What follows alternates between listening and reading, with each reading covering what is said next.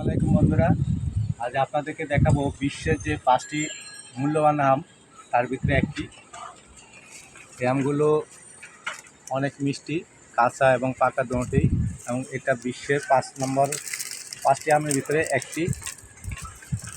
এই আমগুলো অনেক বড় হয়, সাধারণত 1 কেজি।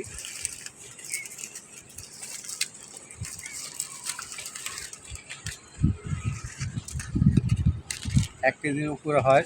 এটা এখনো পাকে নাই, এটা এখনো কাঁচা।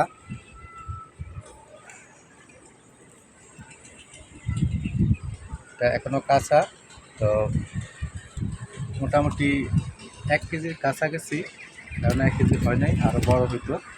এটা বিশ্বের যে 5টি মূল্যবান আম, তার ভিতরে এটা একটি। আর এটা কী আম সেটা আমি বলতেছি না, আপনারা সেটা অবশ্যই কমেন্টস করবেন। কমেন্টস করে তারপরে জানাবেন এটার কী আম। এটা আপনাদের জন্য প্রশ্ন রইল। আর আমগুলো খেতে অনেক স্বাদ। আজ এই পর্যন্তই, ভালো থাকবেন সবাই।